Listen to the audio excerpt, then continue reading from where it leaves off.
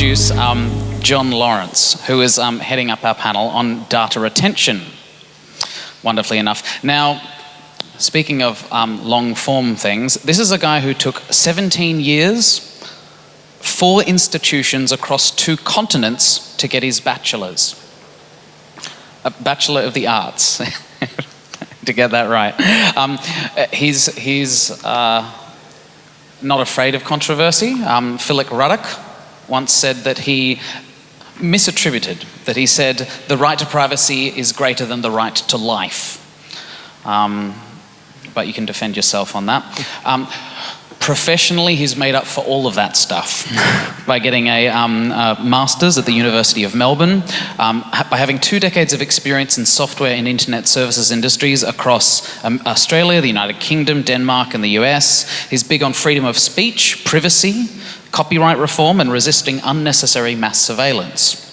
He's currently employed as Electronic Frontier Australia's Executive Officer.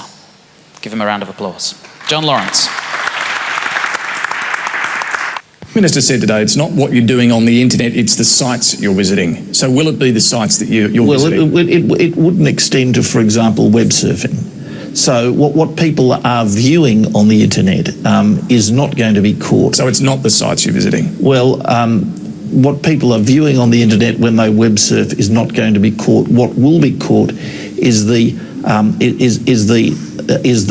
web address they communicate to. Okay, so it's only, the web address, if I go to an internet site, that will be recorded and available? The web address is part of the metadata. The website? The web address.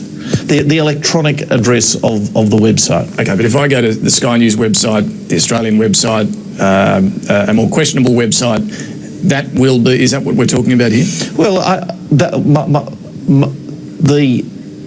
what you're viewing on the internet is not what we're interested in, and that's not what we regard. But you'll be able to see whether I've been to that website or that website or that website. Well, what the security agencies want to know, to be retained, is the electronic address of the website. When a connection is made between one computer terminal and a web address, that fact and the time of the connection and the duration of the connection is what we mean by metadata in that context.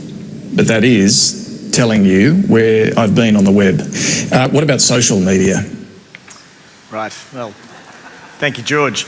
I thought we'd just play that for a few reasons. One, because it's actually really hilarious. Also, because it's actually a little terrifying that this is the guy that's in charge of this issue. And it also gives us a nice sort of starting point to actually sort of start to drill down a little bit into exactly what it is that we're looking to collect under this regime. But first I'd like to introduce the rest of the panellists. To my right is Mr. Chris Berg. He's on the telly, so you probably recognise him. Chris is the Policy Director at the Institute of Public Affairs. He's a regular columnist on ABC's The Drum and appears on that TV show at the high-profile time of 5:30 on a weekday on a regular basis. And he's an award-winning former editor of the IPA Review. His latest book is In Defence of Freedom of Speech from Ancient Greece to Andrew Bolt. He wrote a monograph, The Growth of Australia's Regulatory State, which was published in 2008. He's also the editor of 100 Great Books of Liberty. That's one book, right? Not 100, yeah, okay. With John Roscombe, published by Connor Court Publishing in 2010, and the National Curriculum, A Critique in 2011. So please welcome Chris.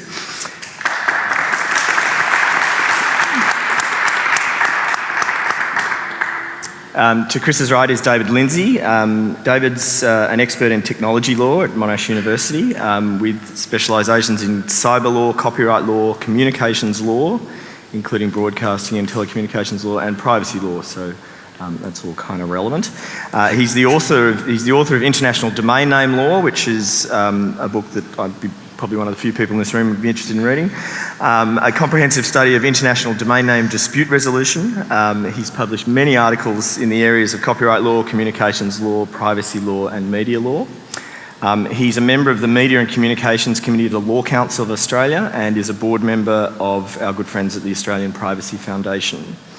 He's the general editor of the Australian Intellectual Property Journal, Australia's foremost academic Intellectual Property Journal. His current research interests include the right to be forgotten, which we've obviously touched on already, search engine liability, and legal dilemmas arising from big data. So please give David a welcome.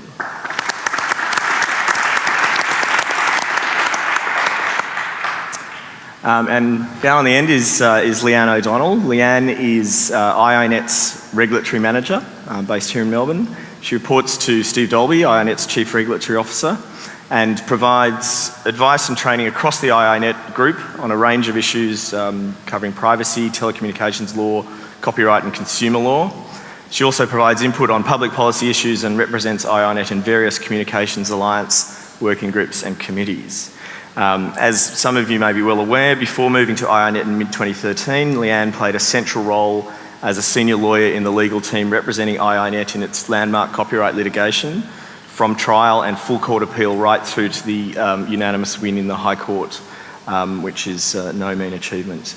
With over 10 years' experience as a lawyer, Leanne has high-level research and communication skills, including a stint as a judicial researcher and a year as an operations manager for an NGO in South Africa.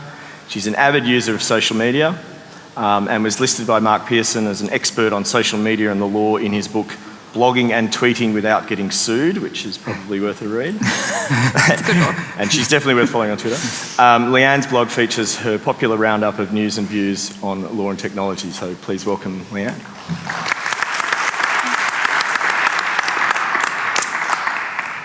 So before we get stuck in, I think there's some compulsory homework reading that I'd like to encourage you all to do. Firstly is David Seidler's Hacking the Grapevine piece, which I recommend you look at. The next thing would be the government's secret industry consultation paper, which I'm very happy to share with you. It's a pretty thin document and pretty vague. It's essentially really only about 4 pages, and I'm very happy to send that around to anyone. And then Leanne's very excellent response to that document. And we actually have some dead tree versions up on the desk if anyone would like one, but I'll certainly send around a link as well. This is a must read, and we'll probably be referring to it through the conversation. So that's a little bit of homework for everyone. But to get things, to sort of kick things off, what I thought we might do is drill in sort of partly to sort of follow on from Mr. Brandis's attempt to define what the data is we're talking about here. I'm going to try very hard not to use the word metadata again because he's kind of ruined it for everyone. But perhaps Leanne, do you want to give us, do you want to get started sort of talking about what the current situation is in terms of data that's available and what is actually in this somewhat vague document that sort of presumably is going to frame the legislation that we're expecting to see in 2 weeks? Yeah, that's right. So I think it was the 5th of August that the government made an in-principle decision to introduce mandatory data retention laws for 2 years. And then they had to go through the process of working out what that actually means, which seems to be an unusual way to make laws. So what they did that I'm aware of is produce 2 industry consultation papers, one that was published in the Fairfax papers and then broadly at the end of August. And then we sat around for a month and we got another paper at I think it was the 23rd of September, which is the one that John is pointing to. It's quite similar to the first industry consultation paper that some of you might have seen. I expect that the final definition of communications data for the purpose of the mandatory data retention regime will be actually quite similar to what's set out in the consultation paper. The Attorney General's Department have been quite clear that they want a technology neutral regime, so they don't have to keep changing it as soon as a new form of technology comes about. They're also proposing an exemption regime. So if we argued, for example, that IPTV, which a number of telcos provide, well, what you watch on TV using the internet, we would argue is not particularly relevant to law enforcement. So should that be excluded from the mandatory data retention set? The Attorney General's Department wasn't willing to exclude it, but they're saying you could apply for an exemption.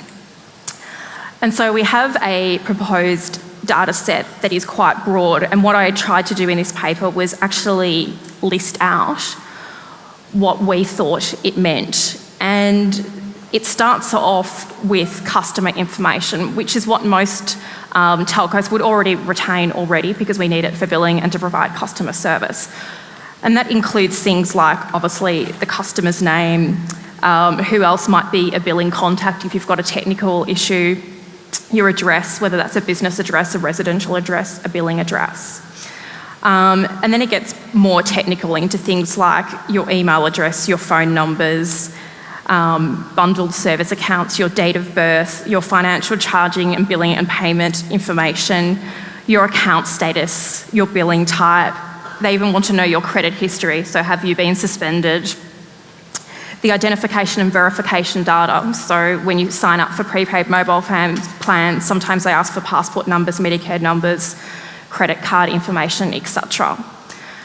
And then we get into a whole other list of technical communications data that forms part of the proposed data set. And that includes things like available bandwidth, upload and download volumes, the record of successful tariff communications and the time, date and duration of those communications, the records of unsuccessful communications, the time, date and where that communication is incomplete, any identifier which uniquely describes the service at the time of the successful or attempted communication, included date and time, the source identifier for communications terminating on a provider's network or service, the destination identifier for the communication, the type of service, so whether it's cable or ADSL, the type of application, so it might be voice IP, instant messaging, email, what other features you might have, whether that's call waiting, your upload, download allocations, and the location of the device. So it's an incredibly broad amount of communications data. And it's not in a form that me, as the regulatory manager, can hand over to our operational team and say, here's a technical specification, can you please retain that? For example, category 2 is described as follows: information necessary to trace and identify the source of a communication. And it uses a language communication, which is incredibly broad. So I'll leave that there as opening up the discussion. Okay, thank you. And I think based on the wording of this, you can see how Mr. Brandis was struggling to define it, I think, and it clearly is not defined. Chris, do you want to sort of step in and talk about what you think this is all about? I think that's an incredibly important point, because if you watch that video and it's funny and he fumbles it and he doesn't quite understand what he's saying, but it's actually quite clear what he thinks he means. He thinks that you'll get URLs, or maybe you'll just get top-level domain names or something like that. That's what he's thinking. Now, that was the policy announced on the Tuesday, I think it was. Tony Abbott made some comments that backed up that policy as well. By Thursday, the policy was different. It was re-announced by Malcolm Turnbull and ASIO and the AFP. In English, and they were talking about just source IP addresses. So far we've actually had 2 separate public policy data retention announcements. Now there's a couple of things we can point out about this. First is that very clearly politicians, senior politicians, the Attorney General is going out and announcing policies that he is unable to articulate. That's a serious problem, because that tells you 2 things. First of all, he's not bothering to learn about it, which is, a bit of a political issue. But more importantly, the policy has been entirely designed by the department, or it's been entirely designed by someone else. The second terrifying thing about this is that the National Security Committee of Cabinet and Cabinet itself signed off on a policy that it didn't understand. So what was the debate within the committee? What was the debate within the Cabinet room? Why do they think that they require this policy? Now, then of course you've got bureaucratic infighting, where you see Malcolm Turnbull overriding, or the Communications Department effectively overriding the Attorney General's department. All of this has a complex political economy backdrop. National security as we all know, is an incredibly opaque area of public policy.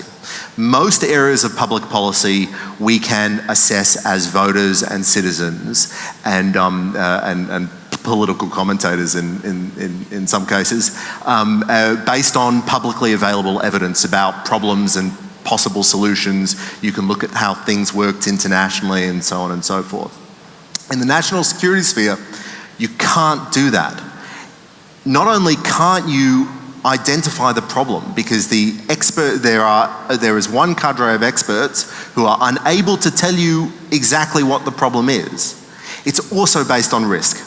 So we don't know what the absolute risk is of, say, a terror attack or, say, of serious crime or something like that. So they're working partly in the dark. They don't know what risks are. We're working completely in the dark.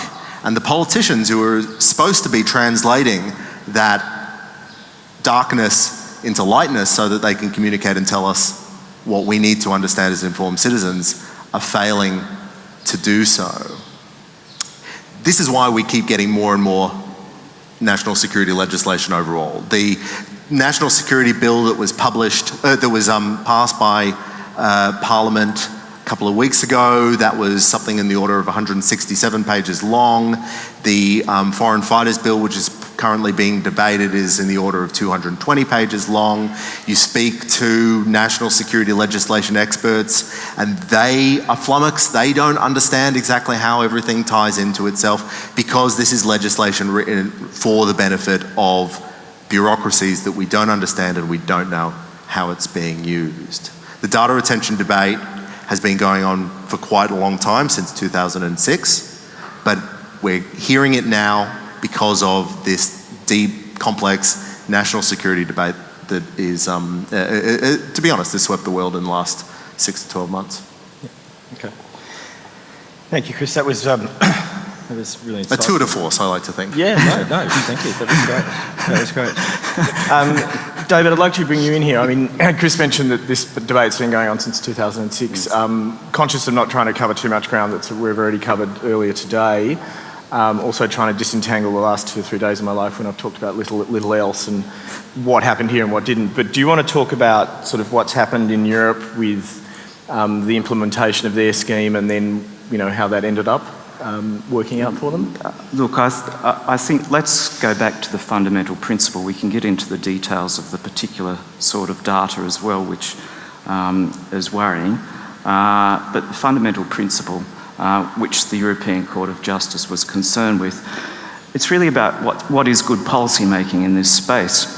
Good policy making is working out what the problem is and then developing a solution to that particular problem. The problem with data retention laws as a whole is basically a very simple issue and a very simple problem.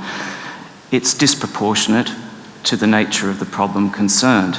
It's untargeted, it's too broad, and it's unnecessary. And that's what the European Court of Justice held in relation to the 2006 Data Retention Directive. Now, in relation to that directive, the background to that directive. So let's be clear. Too much of the time, bad policy is made because of a lack of understanding of history. Too much of the time, bad policy and bad laws are made on the basis of a very ad hoc reaction to particular circumstances.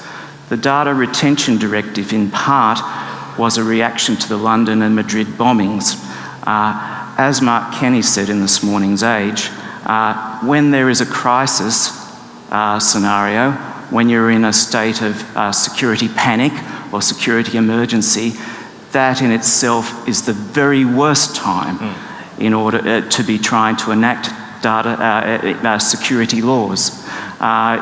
In order to enact good security laws, as I said before, you need to be careful about targeting those laws to the particular nature of the problem.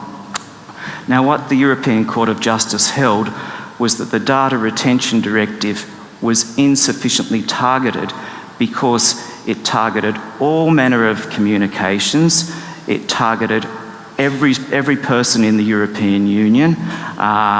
It didn't have any procedural safeguards about access to the information. So two things, the retention of data and then the conditions under which there is access to that data. And once the data is collected, there were insufficient safeguards in relation to the protection of that data. In all of these respects, the European Directive breached Article 7 and Article 8 of the European Charter, the right to privacy and the right to data privacy. The problem with any laws relating to blanket data retention is that they are too broad, that they create, they're based upon suspicion of the whole population. Therefore, once the problem is identified, there is a need for a regime which addresses the particular problem, and that must be on the basis that if there is a need for collection of data, there must be a reasonable suspicion in relation to the particular persons whose data will be collected. And that's why blanket data retention laws always will be in breach of fundamental human rights. One of the advantages that the government has given us in discussing data retention in this specific political context is that they've actually been really clear about what they consider to be the problem. So this isn't just the same data retention debate that we've been having since 2006. We're having a data retention debate, according to the government, because of foreign fighters, people travelling to Syria and Iraq, fighting for ISIS or some other sectarian group, then coming back here and possibly committing terrorist attacks here. That's an incredibly specific problem. And it's got incredibly specific policy implications that have been worked out in great and excruciating detail by a number of organisations, but none other than the former Independent Security Legislation Monitor, who's proposed some very specific changes to passport controls, some foreign evidence stuff, that sort of thing, which are all important and I think are completely justified. And some of the government's bill now does a couple of those things and does it okay. And so, you know, we can't have too much of a problem with that. But by presenting this as a way to tackle the foreign fighter threat, we can actually require the government to present evidence to say, well, you say you need data retention for the foreign fighter threat. Why do foreign fighters specifically require mass data retention? You know who they are. Well, you know, they self-identify. This is one of the best things about foreign fighters. They self-identify for you. So they are, A, at least very high quality candidates for warranted surveillance. Which is clearly happening right now on these people. And B, it's already against the law, so you can arrest them and prosecute them. Yep. It's illegal to go overseas and fight for ISIS, and it has been for a very long time. So the advantage is that they've created the problem for which public policy should solve, but they are trying to squeeze into that quite narrow and restrictive problem, basically the wish list of every law enforcement agency and government department. And tying on from that the problem is clearly quite disproportionate, the answer being mandatory data retention. And one of the ways that the government is aiming to get this legislation through quickly is not change the existing regime. It's really just slotting in mandatory data retention into the existing Telecommunications Interception and Access Act. And what that means on a practical level that's quite different from the problem that Chris just articulated is that the RSPCA can get access to that huge range of list of information to prosecute a dog bite, or your local council in relation to your car that you might have got impounded and you didn't pay your fine for. There is no, in the access regime for communications data, there's no threshold in relation to the gravity of crime, or whether it's a civil offence or whether it's a criminal offence. There's also... So it could literally be for a parking fine? Literally. Pecuniary, any agency that has responsibility for law enforcement. And there's no list of agencies in terms of a defined list. There are literally hundreds that have accessed communications data in the past, and obviously will in the future if this continues. What about non-governmental agencies accessing this data? You mean like the RSPCA? No, I mean like commercial entities. Is that a reality? They're not law enforcement agencies. The way commercial entities could access this information is if they know that iiNet or Telstra or Optus or NBN Co or NextGen or any other communication provider, because these laws won't just apply to carriers and ISPs. They'll apply to, you know, Nick's web hosting company, etc. Is it will mean that there's a big amount of data that is known to be retained. So if someone has a civil suit against someone else, they will be able to seek discovery, arguably, from one of those communication providers if they think they might have information that will help them make that case. And the concrete example is copyright. So a rights holder could say to an ISP, I've got 5,000 IP addresses that we monitored that participated in a swarm that were downloading the Golden Girls. Really? For example. For example. As a random example. It's not a random example, actually, but you know that. I understand that. So the Golden Girls is, anyway, it's a whole other story for another day. Perhaps for the party later. If I could just reinforce some of the points there.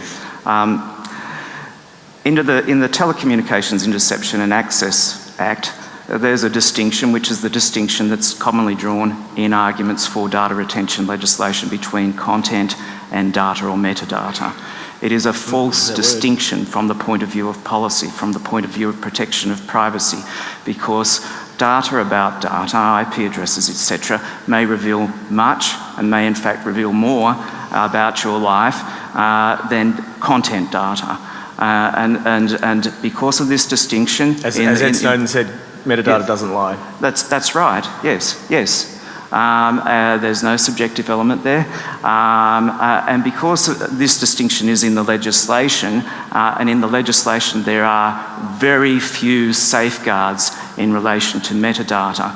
In the last year for which there are reports, there were over 300,000 instances of authorisations under Chapter 4 of the Act, and entities that were given access included entities such as Harness Racing New South Wales, Western Australian Fisheries, numbers of local councils.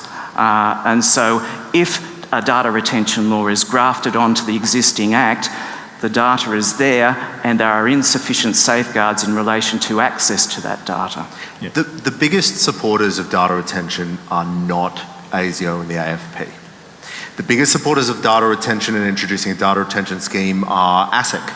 The ATO really wants a data retention scheme. The ACCC really wants a data retention scheme. Because petrol. Because, well, the ACCC particularly wants it because they want to catch fuel price collusion. And they think they'll be able to see that one petrol company has emailed another petrol company, and they go, oh, collusion, fantastic. But the point is that the politics right now about data retention is about national security. So the government is rolling out ASIO and it's rolling out the AFP, and we're talking about foreign fighters. But the policy has very little to do with national security.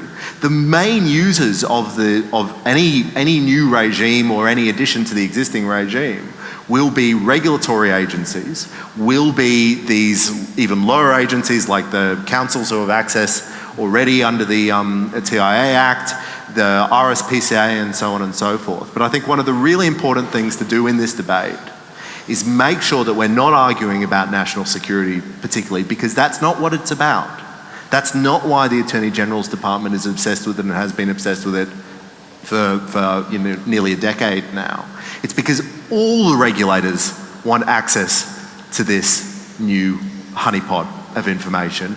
Everybody is trying to protect the public revenue. We have more laws, more regulations than ever, more agencies that are collecting money from the public. They want new powers to protect and to expand their capacity to ensure compliance and control and so on and so forth. It's not a national security debate, and we should not treat it as one, even though that's the way the political system would like